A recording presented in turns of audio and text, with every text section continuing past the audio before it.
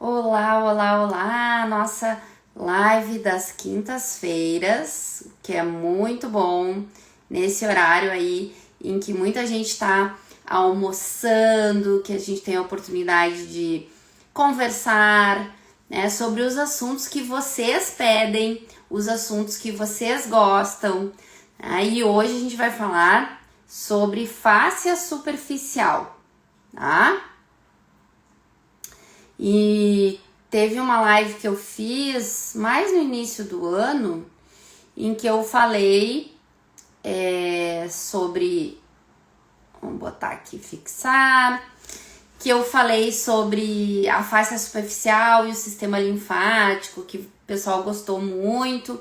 Então eu vou retomar um pouquinho, né, esse conhecimento. Oi, oi, oi. E o que tem de novidade, tá? Vamos começar por aí. O que tem de novidade, Fábio, que eu preciso saber sobre a fáscia superficial, tá? Então, assim, os estudos da fáscia, eles começaram primeiro com a fáscia profunda. Para quem não sabe, qual é que é a fáscia profunda, Fábio? Fáscia profunda é aquela que está mais próxima do músculo. Então, eu tenho o músculo aqui, eu tenho a fáscia epimisial e eu tenho 2 ou 3 camadas de fáscia profunda. Então, se viu, né, que nessa fáscia profunda tem inervação, tem fuso muscular junto com o perimísio, tem terminações nervosas livres, né? Tem proprioceptores, mecanoceptores, tem fibroblasto, tem miofibroblasto, etc, etc, etc. E entre essas camadas a gente tem tecido conjuntivo frouxo, tá? Que é super hidratado, permite o deslizamento, permite o movimento entre as camadas. Então a gente começou os estudos e as pesquisas aí por essa área. E de 2020, deixa eu pensar, 22 por aí, a gente começou a se deparar então com os olhos se voltando para as camadas mais superficiais da face. E aí isso inclui a fáscia superficial, que ela está entre as 2 camadas de gordura. Então eu tenho a gordura profunda, que está perto da fáscia profunda, e tenho a gordura superficial, que está perto da fáscia superficial. E a fáscia superficial, ela está no meio, ela divide, né? Mas ela não só divide, a fáscia superficial, ela se conecta, né, com esses retináculos gordurosos. Então ela sustenta, ela perpassa, ela entremeia, ela está em íntima relação com a gordura, tanto superficial quanto profunda, e foi se descobrindo coisas incríveis em relação à fáscia superficial. E a primeira delas é, como eu já tinha falado em um outro momento, a presença do sistema linfático, muito importante, né? Então, se eu tenho pacientes que têm disfunções de fluidos, eu tenho que acessar, avaliar e abordar a fáscia superficial, tá? Mas não é só isso. Se descobriu também um grande número de vasos, tá? Bem importantes, que esses vasos eles vão dar fluido ali para o local, tá? Então, outra informação aí fundamental para nós, né? E aí a informação mais nova depois veio em relação à inervação. Então a descoberta da presença de em torno de 34% da inervação da fáscia superficial ser de fibras do sistema nervoso simpático, tá? Fábio, o que isso quer dizer, minha linda? Eu já te respondo, né? O que isso quer dizer? Que se o paciente ele tá num processo de reparo, por exemplo, tá? Ele tá num processo cicatricial, ele fez uma cirurgia, ele está com uma dor em que a gente percebe, né, que só o toque mais superficial ele já sente dor, assim como acontece numa pessoa que tem fibromialgia, né? Então está se discutindo muito a influência da fáscia superficial na fibromialgia, porque a gente sabe que, por exemplo, se tem fibra do sistema nervoso simpático, esse tecido ele está não era disponível que eu ia falar, mas ele está suscetível às alterações do sistema nervoso. Então, por exemplo, o nível de estresse que esses pacientes estão, né? Então, quanto mais estressado o indivíduo, mais isso vai influenciar no funcionamento e na organização do sistema nervoso, né? Ali que tá dentro dessa fáscia superficial. E também as alterações de temperatura, tá? Também vão influenciar aí nessa fáscia superficial, tá? Então é importante estar atento a ela. E as últimas publicações que têm saído, mais recentes, elas estão falando da presença de mastócitos. Lembra lá da histologia? Mastócitos na fáscia superficial. O que os mastócitos fazem, minha lindeza? Tu sabe? Tu lembra lá quando tu estudou histologia? E esse é o artigo que eu trouxe para vocês hoje, né? Esse artigo eles fizeram um estudo matemático, né, para estimar a quantidade de mastócitos na fáscia superficial. Eles fizeram primeiro com ratos, né, com cobaias,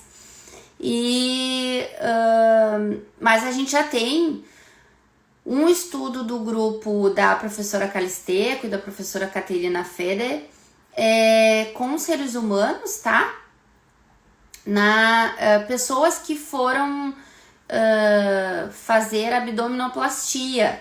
Então eles retiraram um pedacinho do tecido, né, da abdominoplastia, que ia ser descartado, e avaliaram histologicamente. E o que eles encontraram, e nos ratos também, né, uma quantidade bem grande de mastócitos junto às veias, né? Então tá a veia e tem a célulazinha do mastócito ali bem do ladinho. E o que se sabe? Qual é a implicação do mastócito? Que antes a gente pensava nele como a célula, né, que produz histamina, no mastócito muito relacionado a processos alérgicos, né, reações alérgicas, enfim, né? E o que já se sabe agora? Que dentro desse bonitinho, que é o mastócito, a gente tem várias vesículas. Isso, a Elisandra tá falando, a imunidade. Perfeito, Elisandra. Então, a gente tem várias vesículas dentro da célula. E o mastócito, ele vai liberando essas vesículas. Então, ele libera a vesícula, faz uma reação, questão da histamina, né? Mas não é só isso. Ele libera vesículas e faz o que a gente chama quimiotaxia, né? Em relação a iniciar o processo cicatricial, né? Então, ele é um grande sinalizador para que o processo cicatricial, o processo de reparo inicie, né? Ele vai trazer, como a Elisandra falou, a ação das células imunes para o local. Então, se eu tenho uma lesão, né, pode ter contaminado essa lesão, eu preciso que o sistema imune funcione, tá? Então, o mastócito vai fazer, vai ajudar aí nessa função, né? Mas não só isso. Não. Ele vai sinalizar, por exemplo, para a produção de TGF-beta1, que é um fator de crescimento beta 1. Por que será? Me conta aí, tu acha que um fator de crescimento é importante no processo cicatricial? Sim ou não? Coloca pra mim. No início de um processo cicatricial, um fator de crescimento celular é importante? O que vocês acham? Sim, né? Por quê? Porque é o mastócito que vai ajudar a sinalizar. Sim, ele vai ajudar a sinalizar para o tecido sair da fase inflamatória e começar a entrar na fase proliferativa, né? Depende do autor, mas a gente tem lá a fase hemorrágica, inflamatória, proliferativa ou regenerativa e a remodelação ou remodelamento, né? Então, o que acontece? Eu dependo da ação do mastócito e da conversa do mastócito com a liberação do TGF-beta1 e uma conversa desse mastócito com os fibroblastos, né? Isso, ele vai ajudar a renovar essa matriz que está lesionada, né? E ele vai fazer com que, à medida em que a gente tenha mais TGF-beta1 no local da lesão, da ferida, né? Que o fibroblasto assuma o seu outro fenótipo. Qual que é o outro fenótipo do fibroblasto? Quem sabe? Me conta aí.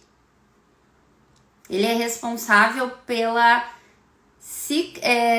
tensão na ferida. Ele é responsável por aproximar os tecidos. Ele é responsável por dar, né, a capacidade de resistência. Quem será que faz isso? Que é um fenótipo do fibroblasto. Quem será? Como é que se chama esse carinha aí? Que ele já existe, né? Já existem células desse tipo residentes nos tecidos, mas ele está relacionado, por exemplo, com a ocorrência de fibroses. Quem será? Sabem o nome? É o miofibroblasto. O miofibroblasto é a célula que vai fazer, né, esse tensionamento, essa contração dos tecidos, a contração da ferida, né? Isso! Perfeito! Então, a gente precisa dessa regulação, né? E são vários fatores que vão contribuir para esse processo aí cicatricial. E aí, até hoje uma aluna perguntou: Fabi, tu tem curso online? Tenho vários cursos, workshops online, né? E um dos últimos que eu fiz foi o workshop de cicatrizes, aonde eu falo isso e muito mais coisa, né?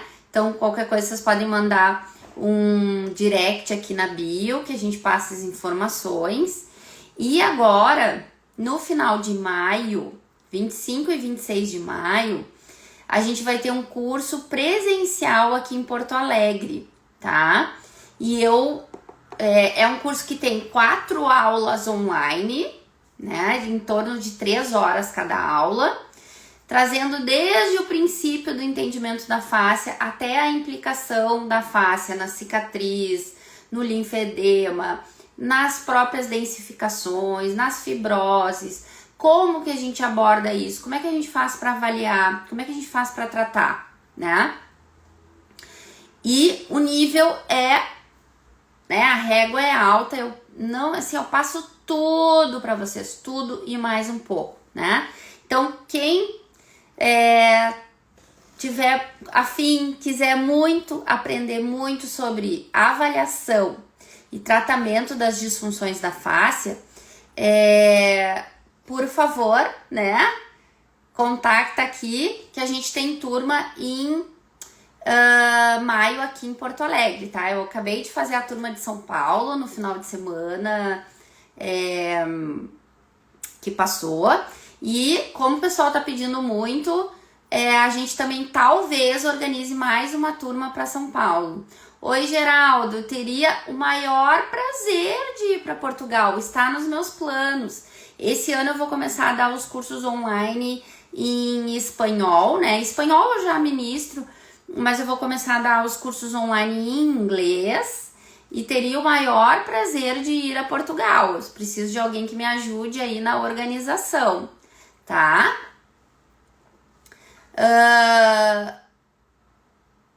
Pois é, Ingrid, daí eu vou te dizer, vai para São Paulo ou vem para Porto Alegre, né? Porque assim, a gente precisa de uma turma de pelo menos 15 pessoas, né? Eu adoro viajar, adoraria estar aí em Curitiba. A gente tá pensando num evento que talvez vá ser em Curitiba, mas pros cursos, por enquanto, não, né? Então, assim, a gente dá todo o suporte, ajuda vocês a achar hotel, tarará, tarará, tarará. Mas vem para Porto Alegre, também é bom, né? É pertinho, tá? E aí, Geraldo, eu amo Portugal, né? Eu adoro, eu estive aí em 2000 e... acho que foi 2018, se eu não tô enganada. Daí a gente foi a Lisboa, foi a Évora, que eu amei, foi no Porto, que eu adorei, foi a cidade que eu mais gostei, Porto. Fomos na Serra da Estrela, fomos em Guimarães, em Coimbra, em Aveiro, mas tem muita coisa ainda em Portugal para conhecer e eu acho que seria muito legal fazer um curso de face aí, tá? Então, né, a gente pode fazer mais dias, a gente pode mesclar com online, então tá nos planos, viu? Só a gente organizar que eu tô indo. Claro que é aquilo que eu falei, a gente tem que ter um número mínimo de alunos, né? Para que a gente possa conseguir, né? Viabilizar o curso. Os cursos online não, tá? Qualquer profissional pode fazer. Esse curso, especificamente esse curso de face, que tem abordagem manual, ele é exclusivo para fisioterapeuta no Brasil, por uma questão de lei, né? Que a gente tem do nosso conselho, mas fora do país eu posso ministrar para qualquer profissional, né?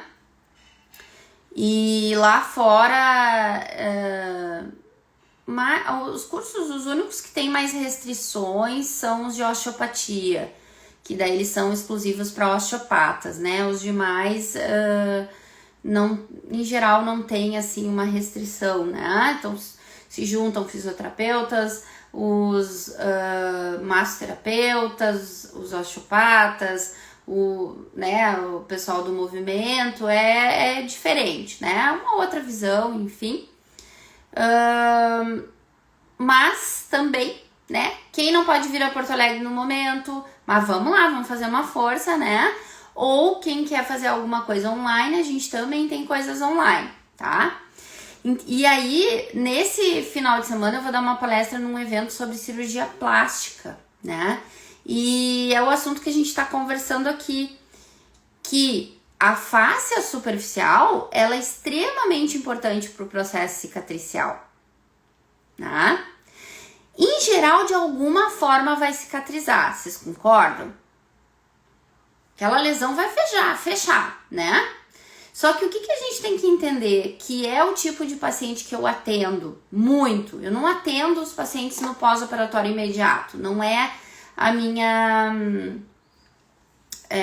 não é o tipo de paciente que eu atendo hoje em dia, né? Meus clientes, eles são pacientes mais crônicos, são pacientes que já fizeram cirurgias, e não é só cirurgia plástica, né? Eles já fizeram alguma cirurgia abdominal, a própria cesariana, cirurgia cardíaca, apendicite, enfim, endometriose. E esse tecido que fica desorganizado na cicatrização, e aí a gente, né, tá com foco na face superficial, mas dependendo da profundidade da cicatriz e do quanto essa pessoa deixou de se movimentar, inclusive a face profunda pode estar, né, comprometida. E então o paciente chega numa fase em que eu tenho que buscar, junto com ele, a fisiologia desse tecido novamente, né? Ou o mais próximo da fisiologia. Porque assim, pessoal, uma vez cicatriz, sempre cicatriz, tá? O que a gente tem que trabalhar para manter essa cicatriz com um mínimo de mobilidade em relação aos outros tecidos, que a gente chama de interface, os tecidos por onde ela tá passando, né? A gente tem que garantir que, por exemplo, a desorganização que vem da cicatriz não sensibilize a inervação simpática que tem nessa face superficial, por exemplo, e nem as terminações nervosas livres, que é um tipo de inervação, né, polimodal, que vai também contribuir em muitos processos crônicos dolorosos, por exemplo, né? E, na verdade, os pacientes que vêm para mim, eles chegam no que a gente chama de inflamação neurogênica, né? O que quer dizer isso? É um processo em que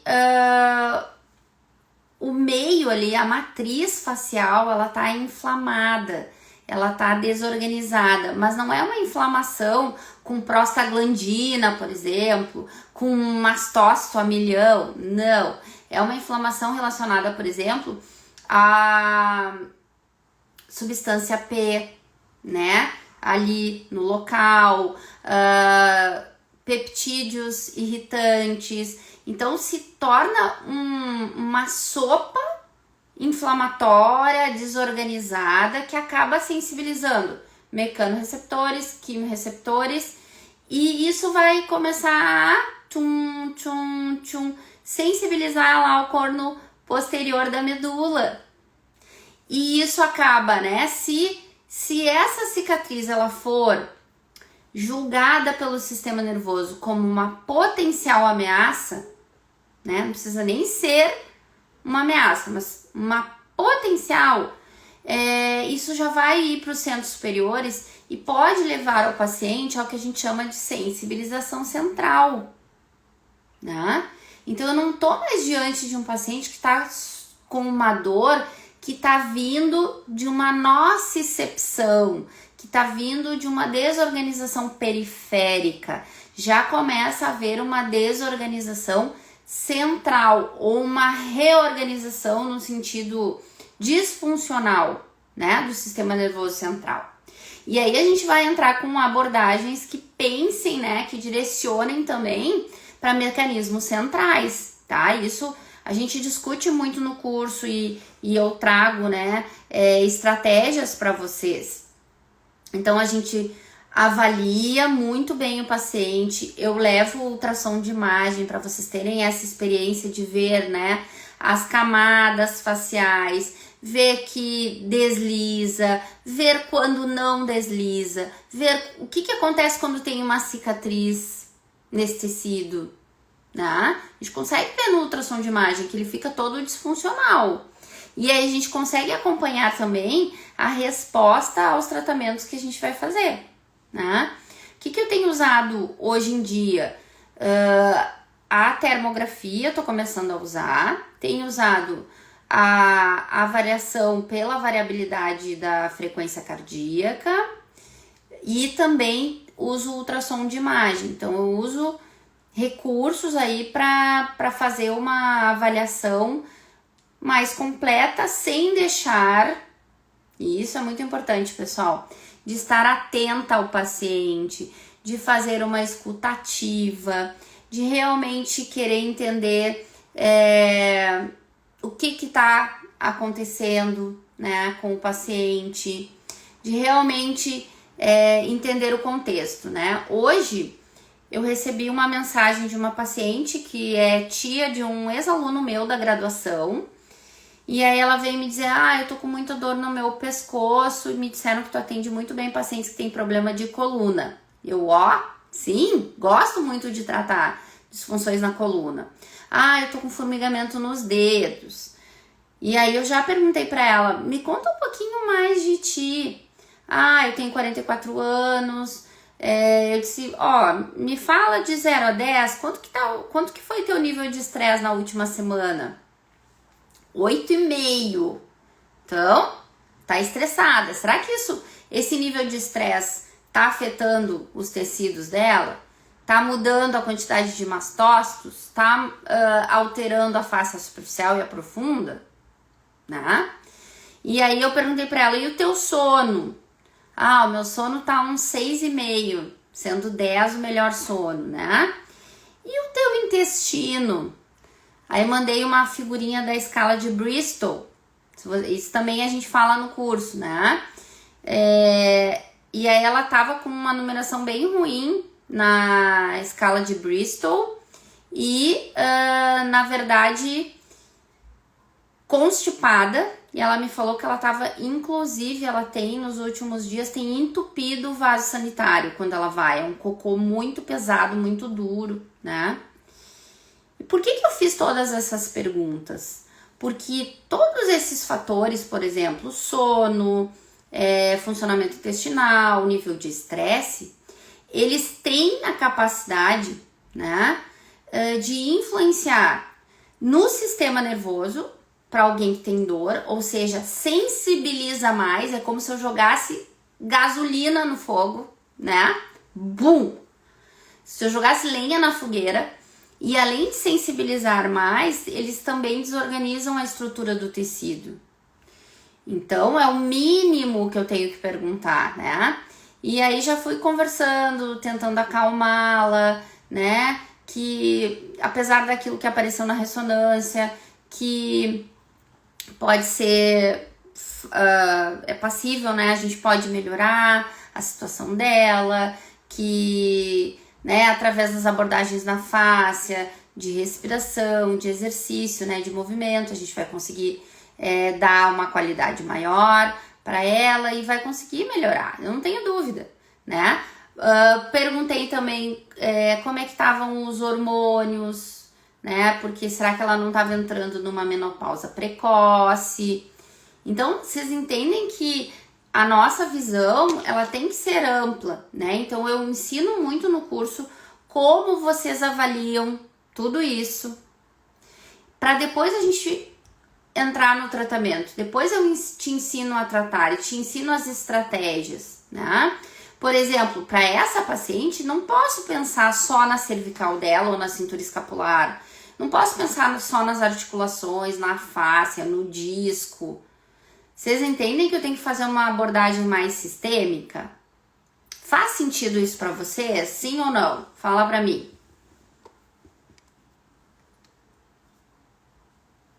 E ela me mandou uma foto. Ela tá acima do peso, pelo que eu vi. Parece bem inflamada sistemicamente, né? Então ela tá assim, no olho do furacão. A gente precisa tirar essa paciente o mais rápido possível desse estado para que ela não evolua para uma dor crônica, gente. Olha que responsabilidade, né?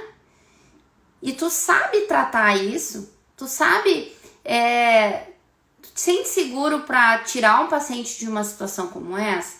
Tu tem ferramentas, capacidade tu tem, mas tu tem ferramentas, tu tem estratégia para avaliar e tratar uma situação como essa que eu comentei? Fala pra mim. Sim ou não? Então, se não tem, né, tá no lugar certo, eu te ajudo. Né? A gente tem que buscar essas estratégias, porque a gente precisa ajudar essas pessoas. Tá? Então, aqui no link da bio, tem um grupo de WhatsApp que vocês clicam, vocês vão receber o artigo que eu citei aqui. E também pode mandar um direct se vocês querem informações sobre os workshops online, sobre o curso presencial aqui de Porto Alegre, né? Eu sei que eu vou dar também um workshop em espanhol no outro sábado, tem o evento do Physioplastic, tem mais sempre tem um monte de coisa, mas vamos focar, né, nas que vem primeiro agora. Então, manda um direct, vai ser um prazer poder te ajudar e te ensinar para essas coisas que são fundamentais para a gente atender qualquer paciente hoje em dia, tá bom? Um super beijo, manda essa live para alguém que tu acha que vai aproveitar. Até a próxima!